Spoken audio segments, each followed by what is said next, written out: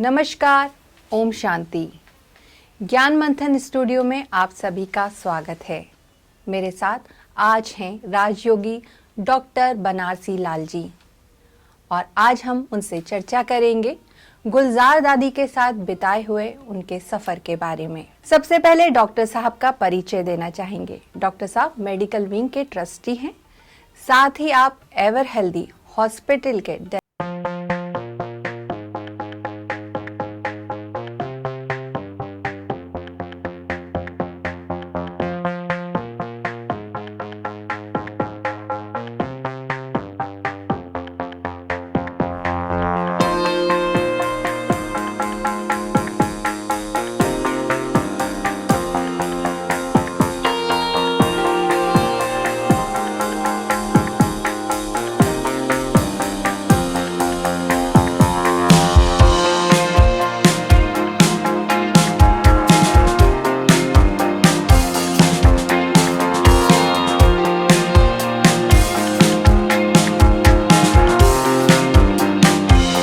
दादी एकदम अच्छी थी, सेवा पर थी। दिल्ली में भी उनको हम पांडु भवन में अच्छी तरह से देखा और नज़दीक से देखा, और यहाँ मधुबन पांडु भवन में भी बहुत नज़दीक से देखा। उन दिनों में तो केवल पांडु भवन ही होता था, ज्ञान सरोवर नहीं, शांतिवन का तो नाम निशान नहीं था। तो इतना दादी छोटी सी जगह में, दादी का शुरू से मेरे दिल पर जो असर है वो उनका त्याग बहुत था। अंदर से दादी का वैराग था। उन दिनों में दादी का रूम था और बड़ी दादी के साथ जो सीढ़ियों के पीछे एक रूम होता था जहां मनोहर दादी रहती थी जी। उसी रूम में दादी भी रहती थी जी। रात को बाबा आते थे जी। और दिन को नेचुरली रात को जगे हैं तो दिन को थोड़ी रेस्ट करनी चाहिए और रेस्ट शरीर मांगता है। तो दादी नाश्ता करके और एक पतली सी शॉल लेकर के ओढ़ करके सो रही है सीढ़ियों के तरफ मुंह करके। मनोहर दादी अपने बेड पर, वो करनाल में रहती थी, करनाल से आई थी, पंजाब से आई थी। तो पंजाब के लोग जो भी दादी से मिलना चाहते थे, उन दिनों में तो कोई ऑफिस होता नहीं था, कोई जगह बैठने की नहीं होती थी, कुर्सी नहीं होती थी। एक ईशु दादी का ऑफिस में कुर्सी होता था, एक निर्भय भाई का ऑफिस में कुर्सी होता था, तीसरा कुर्सी कहाँ भी नहीं होता था। बहुत ही साधारण तरीके से रहना होता था। इतनी सिंपलिसिटी में तो हमने दादी को देखा, एक शॉल ओढ़ करके सोई है। मनोहर दादी पार्टी से मिल रही है, टोली खिला रही है। ये कभी नहीं कर रहे कि मनोहर दादी रात को बाबा आए हैं तो रात भर हम जगे हैं तो थोड़ा मेरे को रेस्ट चाहिए, आप लोगों को नहीं बुलाओ। कभी भी नहीं बोला। मिल रही है दादी, अपना सो लोड़ करके रेस्ट कर रही हैं। इतनी त्याग, ये मेरे दिल पर बहुत गहरा छाप कि रात को भगवान जिस तन को यूज किया है उस तन को लेटने के लिए भी कहीं यज्ञ में जगह नहीं है। मनोहर दादी के साथ उनके रूम में लेट रही है तो वो दादी का रूम था। मैंने इतना सिंपलिसिटी। और दादी आती थी भोजन करने के लिए तो डाइनिंग में नहीं जाती थी, टेलीफोन एक्सचेंज के सामने एक कोने में छोटा सा रूम है, वहाँ दादी का भोजन बनता था और वहीं दादी आकर के भोजन करके चुप से चली जाती थी। दादी किसी से बात नहीं करती थी, कोई मिलने आता था उन्हें मिलती थी, लेकिन ऐसे रास्ते चलते हेलो हाय करें, किसी को ओम शांति करें, इधर देखें उधर देखें, ये दादी का नेचर नहीं था। एक एक चीज का ध्यान रखती थी लेकिन इंटरफेयर नहीं करती थी दादी। कोई बात हो रहा है उसमें इंटरफेयर करें। दादी मीटिंग में बैठी है, हम लोग उछल रहे हैं, ये प्रोजेक्ट होना चाहिए, वो प्रोजेक्ट होना चाहिए, दादी चुपचाप बाबा के पास जैसे बैठी है। उनका तो बाबा के पास है या शरीर में है ये पता ही नहीं लगता था एग्जैक्ट आप पूछे तो। दादी नॉर्मल रीति से भी हम लोग कई बार हम मिलते थे, लेकिन मुझे एहसास, जब दादी को दृष्टि लेते थे तो देखते थे जी बाबा आया है, जैसे बाबा दृष्टि दे रहा है, इतनी पावर। मैं आपको क्या बताऊं, मेरा इतना लक है कि दादी जब शांति बना तो दादी के कॉटेज में, शक्ति भवन में हम वहाँ शाम के टाइम योग करने जाते थे। दादी अपने सोफा पर बैठ करके योग करती थी, सिंगल सोफे पर। हम और कुछ भाई होते थे, वल्लभ भाई होते थे और भी भाई होते थे, तो हम लोग योग करते थे। योग करना नहीं पड़ता था, दादी के वाइब्रेशन इतना पावरफुल होता कि अशरीरी हो जाते थे, शरीर का भान ही नहीं होता था। तो दादी का तपस्या में बहुत अटेंशन था, दादी के स्व उन्नति पर बहुत अटेंशन था, मुरली में बहुत अटेंशन था। नाश्ता करके हम देखते थे कि और कारोबार तो होता नहीं था, तो दादी सिटिंग रूम बैठ करके पर्सनल स्टडी कर रही है, मुरली चिंतन कर रही है, मनन कर रही है, पॉइंट लिख रही है। सबसे बड़ी बात है, मुरली तो हम भी पढ़ते हैं, लेकिन मुरली में जो कोई कोई पॉइंट टच करने वाला है वो बैठ करके लिखे, ऐसे विधि पूर्वक हम तो नहीं कर पाते हैं जो दादी करती थी। तो वो हमने देखा। दूसरी दादी का त्याग और देखा। एक बार दादी बीमार हो गई तो दादी को थोड़ा बहलाने के लिए, ये करने के लिए कैरम बोर्ड खेलते थे हम लोग। नीलबन बोलती, दादी अभी तो कुछ काम नहीं है, आप फ्री हैं, चलो कैरम बोर्ड हम लोग खेलें। तो कैरम बोर्ड दादी के साथ खेलते थे। तो दादी जैसे उपराम है कैरम बोर्ड, उनको क्या होता है, कहाँ मारना है क्या, तो दादी को बताते थे, दादी यहाँ से हिट करो, यहाँ से मारो। तो इस तरह से जैसे कि हम उनको स्थूल में लाएं, लेकिन वो स्थूल में आते हुए उपराम हो जाती। दादी आप जीत गए हैं, आप थोड़ा हंसो, आप ये करो, मुस्कुरा देती थी। और हम लोग जीतते थे तो जोर से आवाज करते थे, हंसते थे, लेकिन दादी उस तरह से नहीं करती थी। तो दादी हमेशा उनका अटेंशन अपने ऊपर रहा। नाश्ता भी करती थी तो ऐसे करती थी जैसे किसी को खिला रही है, खुद खा रही है ऐसा नहीं, जैसे बाबा को खिला रही है, इस तरह से नाश्ता। शरीर किसी और का है और खुद खिला रहे हैं ऐसे। नहीं तो हम लोग नाश्ता करते हैं या खाना खाते हैं तो फटाफट खाते हैं, थोड़ा ठीक से खाते हैं। दादी एक गिट्टी तोड़ करके जैसे कि बड़ा सूक्ष्म में भोग लगा रहे हैं दादी, भोग लगा रही है, इस तरह से हमने दादी को देखा। जी। तो ये हमारे जीवन पर बहुत अच्छा असर पड़ा। एक बार की बात है, दादी बीमार हो गई, उनको कीमो वगैरह दिया गया। जी। तो दादी बहुत आवाज में नहीं आती थी, तो बड़ी दादी को दादी के लिए बहुत ध्यान रहता था। बहुत शुरू से, बचपन से इतना प्यार होता था कि कभी गुलजार वो नहीं कहती थी, वो कहती थी गुल ये काम करना है, गुल ये करना है। मैंने एक अच्छा, छोटी बेबी जो होती हो, इस तरह से दादी, जी। हालांकि दादी दादी के बराबर थी, लेकिन प्यार दादी का इतना होता था जैसे छोटे बच्चों की तरह वो ये करते थे।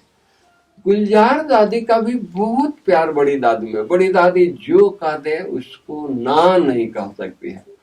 एक बार की बात है, अब एक बाप दादा को आना था, शुरू की बात कर रहा हूँ, 21 जनवरी की बात कर रहा हूँ, 69 की बात कर रहा हूँ। बड़ी दादी ने संतरी दादी को भी कहा कि भाई आप भोग लेके जाओ। संतरी दादी ने ना कह दिया कि दादी मैं तो बाबा के बहुत अंग संग रही हूँ, बाबा के परिवार के हूँ, कोई संदेश अगर ऐसी आएगी तो लोग कहेंगे कि तो पहले से इनको जानकारी थी, पहले से ही इनके अंदर में था, वो आकर के सुना दिया तो अच्छा नहीं रहेगा। आप गुलजार दादी को ये करो, वो न्यूट्रल है, वो बाबा के इतना नजदीक से नहीं जानती है, परिवार में नहीं रही है। दादी को भी बातें अच्छी लगी तो दादी ने गुलजार दादी को कहा कि गुल आपको भोग लगाना है। तो गुलजार दादी बोली कि दादी हम छोटी है ना, हम कैसे लगाएंगे, क्या करेंगे। हालांकि बचपन से ट्रांस में जाती थी, छोटेपन जग में आई तब से उनका ट्रांस का पार्ट शुरू हुआ। और जो सूक्ष्म वतन का जो राज है वो हमारी गुलजार दादी ट्रांस में जा करके देख करके आकर के और बाबा को राज बताती थी कि सूक्ष्म वतन में भी ब्रह्मा बाबा हैं, आप जैसा एक बाबा है, वहाँ शंकर का भी ये है, वहाँ विष्णु को भी देख करके आती थी। लेकिन इतनी इनोसेंट थी कि वो क्लियर नहीं कर पाती थी।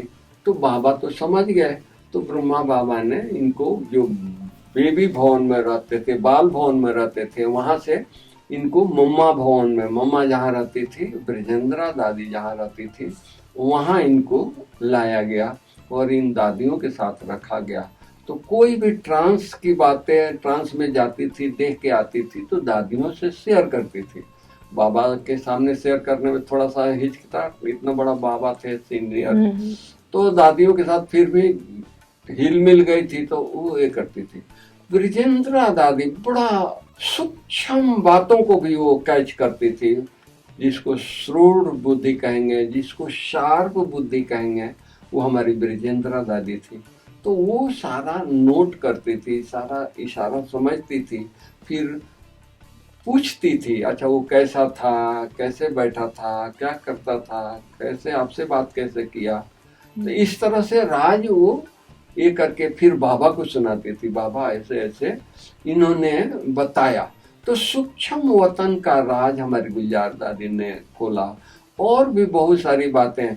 तो एक बार की बात है कि बाबा पूछा कि अच्छा वो ब्रह्मा को देख कर क्या हो कि वो ब्रह्मा और यहाँ साकार में जो ब्रह्मा है उनमें क्या अंतर है। तो बाबा ने दृष्टि दिया गुलजार दादी को, गुलजार दादी ट्रांस में गई और वहां देख कर आई तो वो बाबा बहुत लाइट था, बहुत वाइट था और बहुत उसमें आकर्षण थी, बहुत उसमें पावर था। ये सब बातें देख करके आई तो बाबा को बताई कि बाबा आप और वो दोनों तो सरीखे ही हैं, लेकिन उसमें विशेष लाइट, विशेष पावर, विशेष माइट, विशेष आकर्षण बहुत तेज था उस बाबा में। तो बाबा समझ गया कि मुझे तपस्या से ऐसा अपने जीवन में भरना है। वो तो सूक्ष्म ब्रह्मा है, साकार ब्रह्मा भी हमको सूक्ष्म बनना है। तो बाबा ने कभी भी अपने ऊपर एक नया खर्च नहीं किया होगा, न स्वीकार किया होगा। तो बाबा ने बच्चों को कहा कि बच्चे हमारे लिए एक झोपड़ी बना दो बगीचे में, बाबा बैठ करके वहां तपस्या करेगा। क्योंकि रूम में, कोने का रूम था, लोगों को आना जाना, लोगों को मिलना, बाबा झोपड़ी में चले जाते थे तो लोग वहां जाते नहीं थे, क्योंकि बाबा झोपड़ी में तपस्या के लिए बैठा है। अभी रूम में तपस्या कर रहा है या क्या कर रहे हैं, सेवा कर रहे हैं या कुछ प्लानिंग कर रहे हैं, तो लोगों को समझ में नहीं होता था तो लोग जाते थे तो थोड़ा बाबा को नीचे लाते थे जी। तो बाबा ने झोपड़ी बनवाया। वो किसका झोपड़ी बनाया? खजूर के पत्तों को कटवा करके, जंगल में खजूर तो बहुत पेड़ होता था, तो भाई लोग काट करके लाए और उसका ये बना दिया और बना करके ऊपर मैंने एक झोपड़ी खजूर का सिंपल, और बाबा वहां गद्दी लगा करके, उन दिनों में तो चेयर और होता नहीं था, और बाबा का हेल्थ बहुत अच्छा था। बाबा ऐसे बैठते थे शेर की तरह सीधा, कभी हम लोग झुक के बैठते हैं, कभी टेढ़े होके बैठेंगे। बाबा कभी भी, कोई भी बाबा का फोटो आप नहीं देखे होंगे कि बाबा ऐसा बैठा है। तो बाबा ऐसे एकदम शेर की तरह और सीधा बैठते थे, स्ट्रेट बैठते थे। आज हम लोग गद्दी की सहारा लेते हैं स्ट्रेट बैठने के लिए, बाबा को कोई गद्दी नहीं होता था, कुछ नहीं होता था। इवन 18 जनवरी 69 को शरीर छोड़ने तक बाबा अपने चारपाई पर बैठा है, टांगे नीचे है और दादी का हाथ में हाथ दे करके और दृष्टि देते देते बाबा वतन में चले गए। तो बाबा इतना अपने ऊपर अटेंशन रखते थे। तो वहां बाबा तपस्या किया, 3 महीना खूब तपस्या किया। उस 3 महीना के बाद वो फिर से दादी को बुलाए बाबा और फिर से ट्रांस में भेजा। अच्छा बच्ची देख के आओ उस बाबा में इस बाबा में क्या अंतर है। 3 महीना में आप मानेंगे नहीं, बाबा अपने आप को संपन्न कर लिया। दादी देख कर आई, बोली कि उस बाबा में और नीचे वाले बाबा में कोई अंतर नहीं है, दोनों सेम है। उनमें भी लाइट माइट और ये है, आप में भी उससे कम लाइट माइट और ये नहीं है, आप भी ऐसे ही हैं। तो वो बाबा का ये हो गया और 2-1 महीना में बाबा अव्यक्त हो गया। तो दादी गुलजार कई राज लेकर आती थी, कई राज खोलती थी और हमेशा हर चीज दादी को पसंद होता था। लेकिन ऐसे देखती थी, ऐसे उपराम रहती थी। तो जैसे दादी को खान पान में क्या पसंद था, ऐसा कुछ? ऐसे तो हर चीज ब्रह्मा भोजन होता था, बहुत प्यार से स्वीकार करती थी। लेकिन दादी को बेकरी के चीजें बहुत अच्छी लगती थी। जी। ब्रेड हो, पिज्जा हो, ये तो विदेश वगैरह में जाती थी तो ये जी। वहाँ बहुत मिलता भी है हम्म। और दादी स्वीकार करती थी। जी। और उन दिनों में 69 में तो अपने यज्ञ में बेकरी वकरी का कुछ नाम नहीं था। जी जी। लेकिन दादी सेवा पर जाती थी तो भाई बहनें और वहाँ सेंटर की बहनें दादी का ध्यान रखती थी। तो बेकरी का चीज दादी को बहुत कई प्रकार का आप नाश्ता तैयार करके दीजिए और एक तरफ सैंडविच दीजिए, एक तरफ पिज्जा रखिए, तो दादी और कुछ नाश्ता नहीं करेगी, सैंडविच लेगी, पिज्जा लेगी। मतलब बेकरी की चीजें दादी को अच्छी लगती थी। नेमो शांता दादी सुनाती थी कि हम लोग बाबा के साथ भोजन करते थे, एक रोटी खाते थे, दूसरा रोटी अगर मांगा तो बाबा बोलते थे, बच्ची तुम मजदूर है क्या? ऐसा नहीं है कि ये घर में, हमारे घर में अन्न नहीं था जो एक ही रोटी बाबा खिलाता था। बाबा कहता था रोटी कम खाओ, फ्रूट्स ज्यादा लो, सब्जियां ज्यादा लो, फ्रूट्स जितना खाना है तुम खाओ, लेकिन रोटी ज्यादा खाने की आदत नहीं डालो। तो ये दादियों को, मैंने सब दादियों को देखा, बड़ा मुश्किल से 1-1.5 रोटी ये लोग खाते थे। बहुत सूक्ष्म इनका भोजन था। बच्चों को कैसे फुसला करके माँ खिलाती है, तो उस तरह से बड़ी दादियों को हमारी दीदियों ने उनको कहेगी, दादी देखो देखो ये क्या आ रहा है टीवी पर, तो वो दादी का उधर ध्यान जाएगा तो आधी रोटी तोड़ कर थाली में डाल देगी। दादी बोली कि मैं पेट भर गया। अरे दादी आधी रोटी तो खाई है, आधी रोटी तो ही पड़ा, देखो आप अपने नजर से देखो जी। तो फिर दादी को मतलब कि खाना पड़ता था, भाई एक रोटी तो खाना है ना। तो इस तरह से दादियों को हमारी दीदियों ने, ब्राह्मणियों ने चलाया, उनको हेल्थ का संभाल रखा, ये रखा। नहीं तो दादियां कभी अपने लिए कुछ ये खाएं वो खाएं ये बनवाएं, कुछ उनको इंटरेस्ट नहीं था। केवल सेवा, केवल बाबा की याद, केवल अपनी तपस्या में ये था उनको। हम लोग बड़ी दादी बोलते थे, जे गुलजार दादी चुप चुप रहते थे, इनको पिकनिक पर ले जाओ, पहाड़ी पर ले जाओ, वहाँ आप लोग थोड़ा गीत सुनाओ, थोड़ा रमत गमत करो। हम लोग ले जाते थे, दादी हम लोगों को खिला देती थी, चुप रहते। दादी यहाँ चुप रहने के लिए थोड़ी आए हैं, थोड़ा कुछ बोलो, कुछ कहो। तो दादी मुस्कुराती थी, फिर 2 शब्द बोल के फिर चुप हो जाती थी। तो मतलब कि दादी को, जिससे बाबा को स्व के ऊपर अटेंशन था, उसी तरह हमारी दादी को भी स्व के ऊपर बहुत अटेंशन था, बहुत अटेंशन था।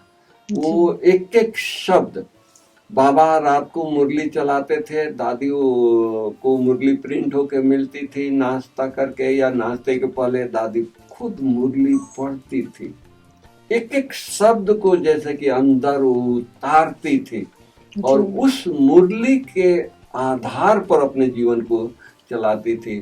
तो उनका आप लेक्चर सुनेंगे, क्लासेस सुनेंगे, तो ऐसे क्लासेस होता था कि जैसे कि बाबा की आवाज है, बाबा बोल रहा है, बाबा क्लास करा रहा है, या हम उनके साथ बाहर भी जाते आते रहे, तो सभा में भी दादी ऐसे बोलती थी जैसे लगता था जी बाबा बोल रहा है, ये दादी की आवाज नहीं है, ये दादी के शब्द नहीं है।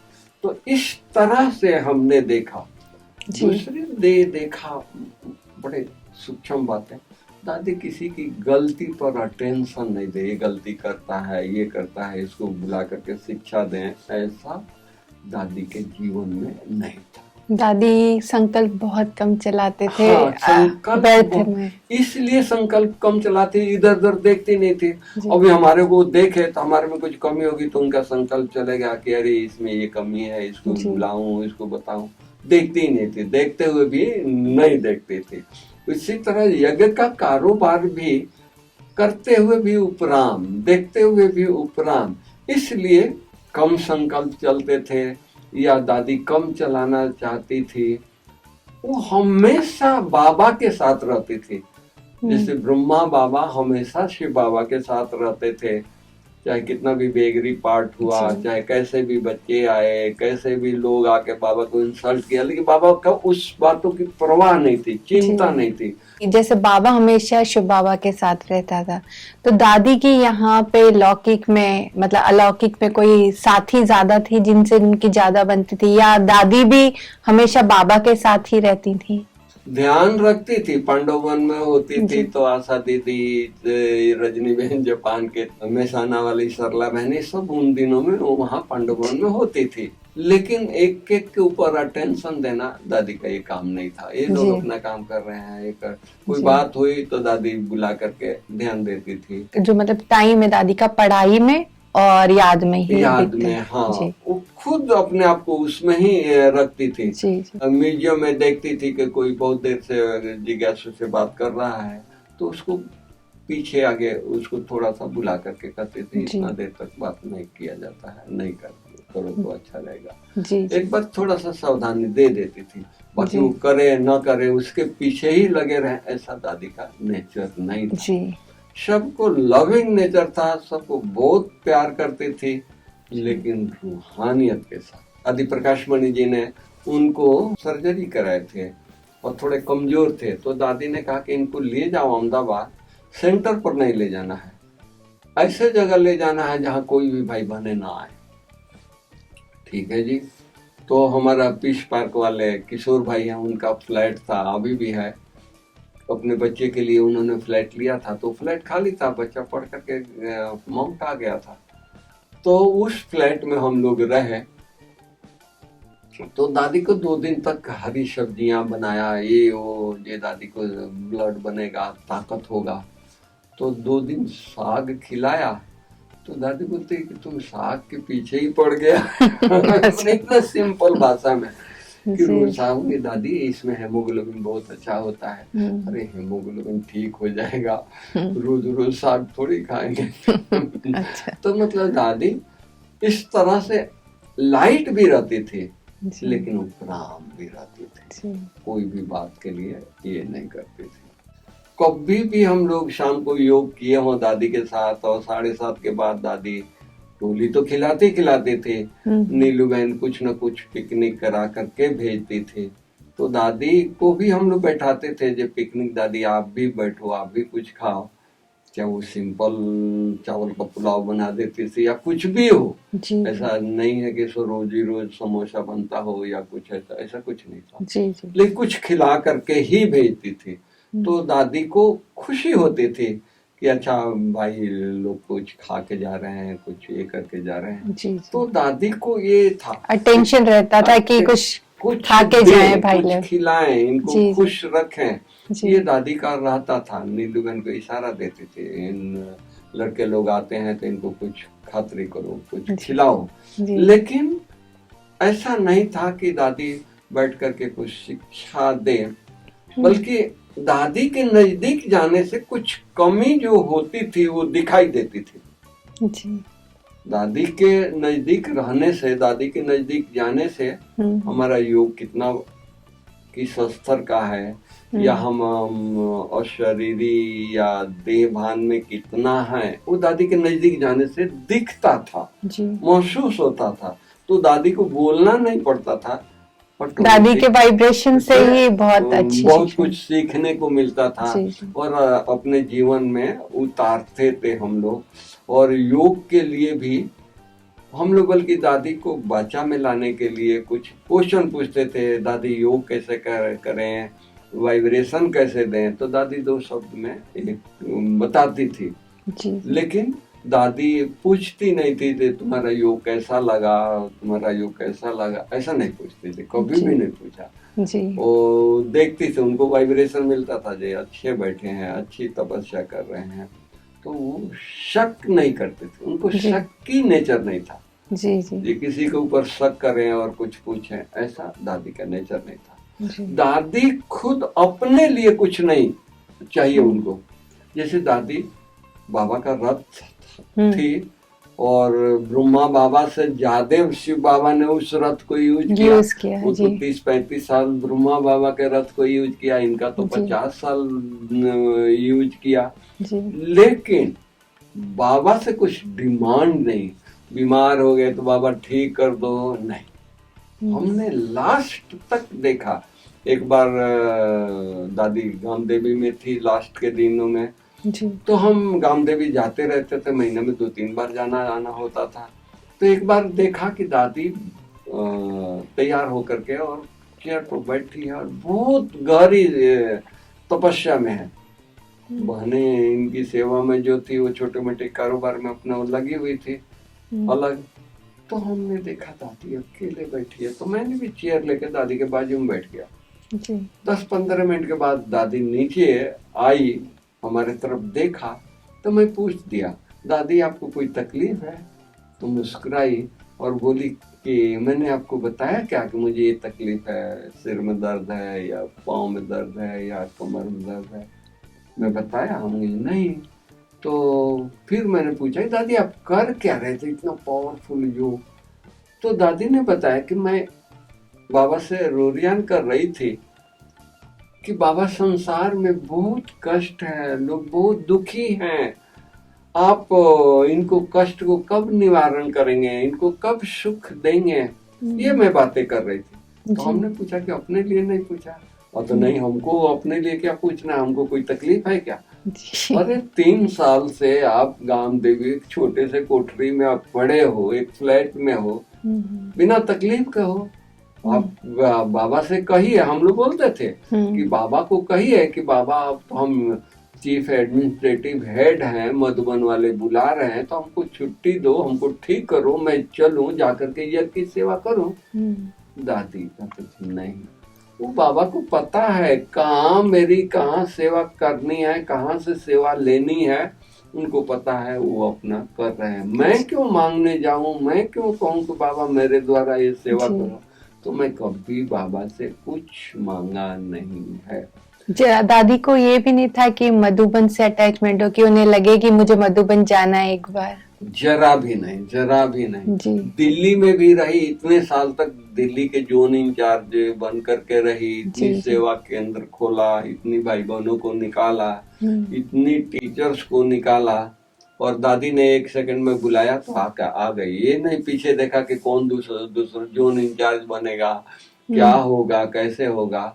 वो लोग आकर राय पूछते थे, दादी राय देती थी, लेकिन मैं जोन इंचार्ज दिल्ली के हूँ तो मैं जाऊं, ऐसा दादी का ये नहीं था। हाँ, वो बड़े प्रोग्राम में वो लोग बुलाते थे, बहुत रिस्पेक्ट रखते थे, दादी के प्रति बहुत रिस्पेक्ट था दिल्ली वालों का, वो सब था। लेकिन दादी वो सब होते हुए भी उपराम थी। हम ऐसा देखा है कि कुछ भाई दादी के बहुत नजदीक थे। हाँ, जगदीश भाई के लिए उनको बहुत रिगार्ड होता था। जगदीश भाई पांडवन में आते थे कारोबार से दादी से मिलने के लिए, कोई नया कारोबार करना है तो दादी से राय करने के लिए, तो दादी उनको बहुत रिस्पेक्ट देती थी, रिगार्ड देती थी, उनके साथ बैठती थी, उनका ध्यान रखती थी। और देखा कि जगदीश भाई भी दादी का ध्यान रखते थे। दादी, बड़ी दादी को बोलते थे, दादी इतना घंटा दादी बैठती है, बाबा आते हैं, आप बाबा को कहो ना कि थोड़ा कम यूज करें, कम टाइम ये करें, ताकि रथ ठीक रहेगा तो लंबा टाइम तक ये करेगा। क्योंकि उन दिनों में 12 घंटा, 4 बजे जा रहे हैं, 6 बजे जा रहे हैं, 8 बजे जा रहे हैं, एक दिन तो 10 बजे बाबा गए। तो लास्ट दिन था, हमने सूक्ष्म में देखा कि जगदीश भाई का अटेंशन दादी के ऊपर था, दादी का भी जगदीश भाई के ऊपर था। कुछ भी हो, जगदीश भाई को दादी बहुत रिगार्ड देती थी। एक बात और भाई जी, जैसे आपने कहा दादी को कभी आपने ग्रीन सब्जी खिलाई तो दादी ने थोड़ा सा वो बोला कि अब इतना भी मत हेल्थ का ध्यान रखो। ऐसे ही दादी को मतलब काफ़ी मेडिसिन भी खानी पड़ती थी, वो बीमार रहते थे, तो क्या वो मेडिसिन के लिए भी बोलते थे कि अब बहुत हो गया? हाँ, वो दादी दवाई बहुत खाना नहीं चाहती थी, लेकिन बीमारी ऐसी थी कि खानी पड़ती थी। दादी बहुत रॉयल, क्या मैं उनकी रॉयलिटी को, पेन है लेकिन मुख से बोलती नहीं है। एक बार की बात है कि दादी बाथरूम में पांडवन दिल्ली में गिर गई, तो स्पाइन की फ्रैक्चर हो गया।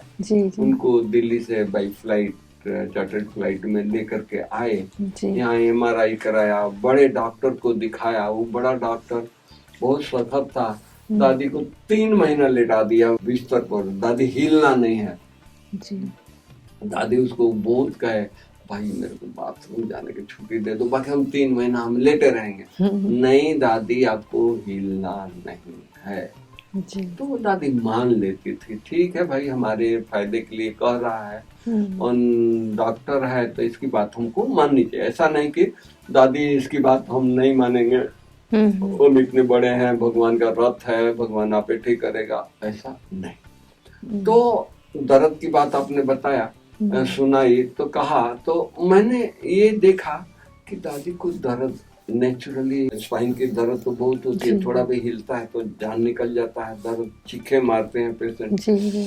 तो दादी को सेम तकलीफ था, लेकिन दादी कभी आह ऊह हाय नहीं कहा होगा, दादी संभाल लेती थी जी। और लेकिन दादी बोलती थी, निर्भय भाई भी थे, मैं भी था जी। तो भाई कंपनियां दर्द की भी इंजेक्शन वगैरह बनाती है। हाँ दादी, बहुत दर्द के इंजेक्शन है, ये नहीं कि मेरे को बहुत दर्द है, असहनीय है, तो मेरे को एक इंजेक्शन लगवा दो ताकि मैं दर्द से फ्री हो जाऊं, ऐसा नहीं कभी बोलते थे जी। कंपनियां दर्द की भी इंजेक्शन वगैरह बनाती है ना। हाँ दादी, होता है। अच्छा। मैंने कहने का भाव ये है कि वो सीधा नहीं कहेंगे मेरे को दर्द है, मेरे को इंजेक्शन लगवा, मतलब दादी अपना दर्द पे संकल्प भी नहीं चलाती थी। मम्मा को भी देखा, कैंसर फैला हुआ है, लास्ट दिन है, कैंसर का कितना दर्द होता है, लेकिन चेहरे पर नहीं। मम्मा बाहर बैठी है, बाबा आ रहे हैं, मम्मा को देखते हैं, तो ये मम्मा ने ना बाबा को कहा, ना अपने चेहरे से फीलिंग आने दिया बाबा के कि मम्मा अब जा रही है, अंतिम समय है, नहीं। इतना पावरफुल। तो बाबा बल्कि पूछते हैं, मम्मा अंगूर पके हैं, बच्चों को अंगूर खिलाएंगे? जी बाबा। लास्ट विदाई, शरीर छोड़ रही है, फिर भी अंगूर के टोकरा बाबा रख करके चेयर रख लिए और मम्मा के हाथ में 6 अंगूर देते गए और मम्मा दृष्टि देकर देती गई। एक टाइम आया कि ठंडा हो गया और अंगूर यहाँ पड़ा है तो हिले नहीं, इसको देने के लिए तो हिलाना पड़ेगा ना, हिले नहीं। तो बाबा समझ गए।